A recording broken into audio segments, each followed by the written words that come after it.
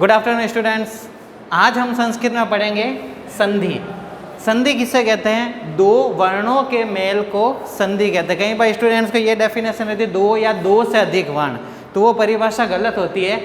दो वर्णों के मेल को संधि कहते हैं। जब दो वर्ण मिलते हैं तब उसे क्या कहेंगे? संधि कहते हैं। और संधे त्रयो भेदाः सन्ति। संधि तीन प्रकार की होती है। वो होती है सबसे पहले अच संधि। संस्कृत में अच संधि कहते हैं, जिसे स्वर संधि हिंदी में कहते हैं।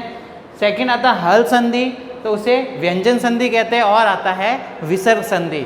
अच का मतलब स्वर होता है और हल का मतलब व्यंजन होता है। यहाँ संधि को किस तरह से आप समझोगे वो देखिए। जैसे मैंने एक वर्ड लिखा राम प्लस अवतार, बड़ा फेमस एग्जाम्पल है, सबको इसका आंसर आता है। लेकिन इसमें जो बात समझनी वो ध्यान से देखिए।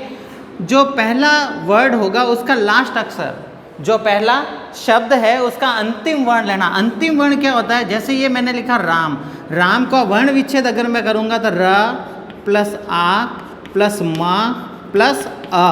अब यहाँ आप देखोगे कि अंतिम वर्ण क्या आ रहा है? अ। यहाँ पर राम, आप जब भी उच्चारण करोगे राम, पीछे क्या आया? अ। जो भी अंतिम वर्ण होगा वो अंतिम वर्ण जो होता है उसे लेना होता है। ये होता है अंतिम वर्ण और इसका पहला वर्ण, ये जब दोनों मिलते हैं उसे कहते हैं संधि। तो जहाँ दो वर्ण मिलते हैं उसे संधि कहते हैं। ये ध्यान रखना है, जो भी वर्ड का अंतिम वर्ण होता है, फर्स्ट वर्ड का अंतिम वर्ण, सेकंड वर्ड का प्रथम वर्ण, ये दोनों मिलते हैं और वो बनती है संधि। अंतिम वर्ण निकालने के लिए एक ही बात होती है कि ये ध्यान रखना, जैसे मैंने म वर्ड लिखा तो इसका मतलब इसमें म प्लस अ है। अगर यही वर्ड यहाँ हलंत होता, इसका मतलब इसमें कोई स्वर नहीं है, तो अंतिम वर्ण म है। अगर ये हलंत नहीं होता और इसकी जगह मैं यहाँ पर ई की मात्रा लगा देता हूँ तो इसमें अब अंतिम वर्ण कौन सा हो जाएगा? बड़ी ई। तो आपको ध्यान रखना है कि जो स्वर इसमें अगर है तो वो स्वर अंतिम वर्ण होगा, और स्वर नहीं है और हलंत लगा हुआ है, इसका मतलब अंतिम वर्ण वो होगा। तो जहाँ फर्स्ट शब्द का अंतिम वर्ण और सेकंड शब्द का पहला वर्ण, ये दोनों मिलते हैं और इनसे जो भी परिवर्तन होगा वो संधि कहलाता है। अब मैं बात करता हूँ सबसे पहले अच संधि की, अर्थात स्वर संधि की। स्वर संधि किसे कहेंगे?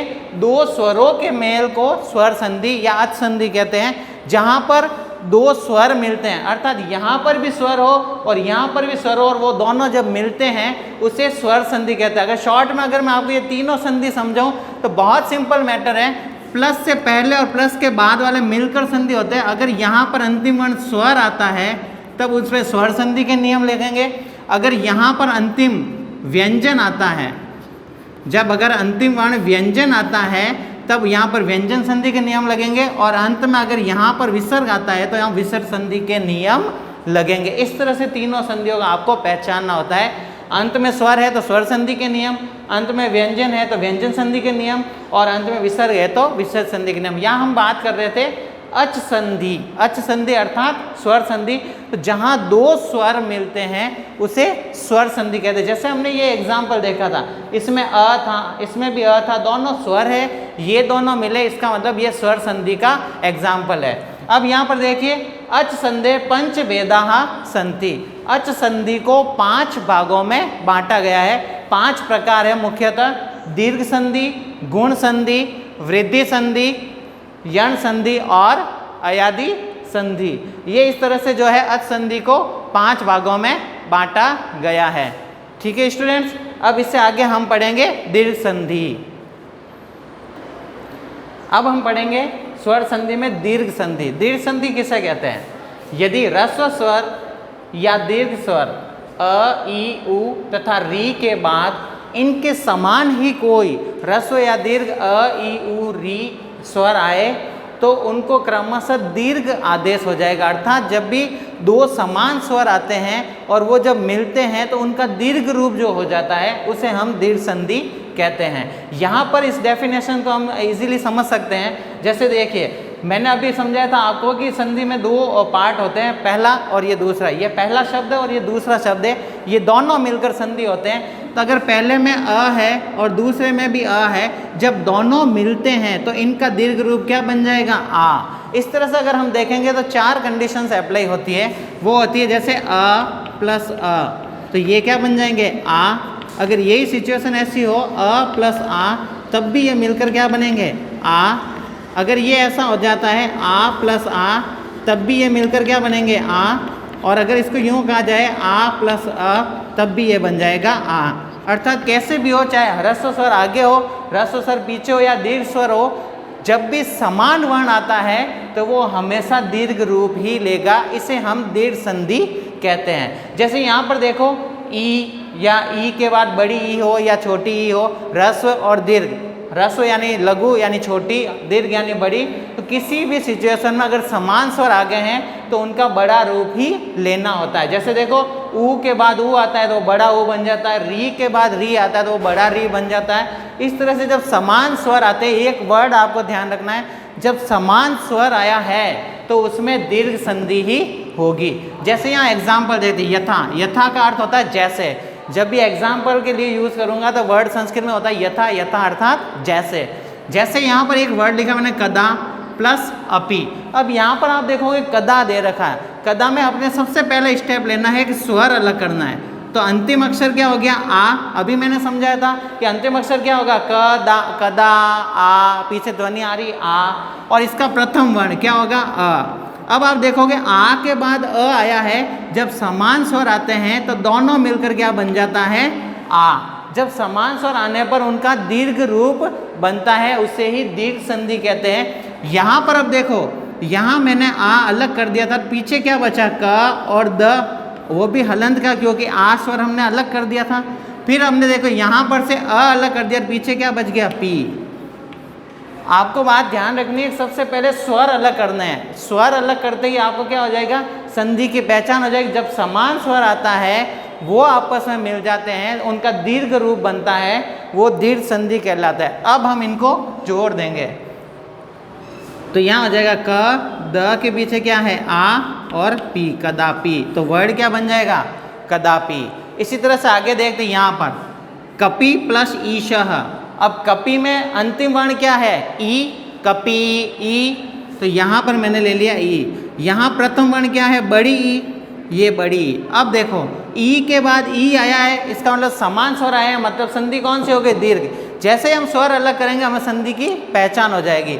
ये ध्यान से समझनी है आपको संधि। एक संधि समझ में आ गई तो सारी संधि इसी तरीके से आपको समझने में आसानी रहेगी। थोड़ा ध्यान से सुनो। इसमें देखो ई आ गया, ई समान स्वर आए हैं, जब दोनों को मिलाएंगे तो क्या बन जाएगा? बड़ी ई। चाहे कैसी भी स्थिति में हो, जब समान स्वर आता है तो दीर्घ रूप बनता है बड़ी ई। अब यहाँ पर अपने पास बच गया क, प, और यहाँ बच गया शह। अब इनको जोड़ते हैं। ये क ऐसे कैसे? प के पीछे ई है तो बड़ी मात्रा हो जाएगी, और ये शह, कपि शह। नेक्स्ट एग्जाम्पल देखो ऊ का। इसमें क्या है? छोटा ऊ, और इसमें क्या है? छोटा ऊ। दोनों समान स्वर आए हैं, समान स्वर आए, इसका मतलब दीर्घ संधि हो गई, और इनका रूप बदल कर क्या हो जाएगा? दीर्घ रूप हो जाएगा। अब यहाँ पर बच गया ल और घ। घ क्यों बचा? क्योंकि ऊ तो अलग कर दिया था, यहाँ घ आधा बचेगा। अब पीछे ऊ इसमें से अलग हो गया था, पीछे बच गया तरह। अब इनको जोड़ते हैं ल, ग, घ के पीछे ऊ स्वर है तो ये ऊ की मात्रा तर, लघु तरह। नेक्स्ट देखिए, इसको ध्यान से समझना। पितृ प्लस ऋणम, ये जो मात्रा होती है, ये नीचे जो री की मात्रा, इसे री की मात्रा कहते हैं, इसे र नहीं पढ़ते हैं, ये री की मात्रा होती है। तो इसमें से हम स्वर अलग करेंगे री, और इसमें प्रथम वर्ण है री। जब री और री मिलते हैं तो ये दोनों मिलकर बनता है बड़ा री। अब देखो इसको मैं करता हूँ पी त, क्योंकि इसमें से री स्वर अलग हो गया तो त आधा बचेगा। फिर इसमें से री अलग कर दिया तो पीछे बच गया अणम। अब यहाँ पर हो गई पी त, फिर बड़ा री, क्योंकि दोनों री मिलकर के बड़ा री बना, और पीछे णम। अब इनको जोड़ते हैं पी त, त के पीछे बड़ा री है तो बड़े री की मात्रा लगती डबल, इस तरह से बिल्कुल ह के आकार का छोटा बनेगा पितृ। ये डबल री की मात्रा, बड़े री की मात्रा और णम। मैंने PDF सेंड की है, उसमें जो है ये थोड़ा करेक्शन है, आप ध्यान से देखना। जो बड़ा री है वो कंप्यूटर में था नहीं, इसीलिए मैंने एक ही री लगाई है, लेकिन आप नोटबुक में करोगे तब इसका ध्यान रखना है। तो पितृणम, इसका उच्चारण हो जाएगा पितृणम। ये डबल री, दोनों री आएंगे और उसको मिला करके बड़ा री बन गया, तो ये वर्ड बन गया पितृणम। अब यहाँ पर देखो कुछ एग्जाम्पल मैंने लिखे हैं, इसको हम करते हैं। जैसे यहाँ पर देखो अ है शॉर्ट में, यहाँ पर आ है, अ के बाद आ आया मतलब दीर्घ संधि आ बनेगा। तो यहाँ पर हम डायरेक्ट लिखते हैं प्रा ना में से अ निकल गया और ये आ बन गया, तो ना याम, प्राणायाम। नेक्स्ट देखिए श्री, ये श्री में ई है बड़ी और ये बड़ी ई है, तो दोनों मिलकर क्या बन जाएगा, बड़ी ई श्रीशः। यहाँ इसी तरह से देखिए लघु, ऊ, इसमें ऊ है और इसमें बू है, दोनों को मिला है तो क्या बन गया, बड़ा ऊ बन गया और पीछे बच गया मी, ऊर्मी। लघुर्मी, ऊर्मी का मतलब होता है लहर या तरंग, लघु यानी छोटी, छोटी तरंग या बड़ी तरंग। इस तरह से ये दीर्घ संधि है। कोई डाउट है तो आप पूछ सकते हो। वीडियो आराम से देखना, दीर्घ संधि अच्छे से समझना, बाकी सारी संधि इसी तरह से आसानी से समझ में आ जाएगी। Thank you.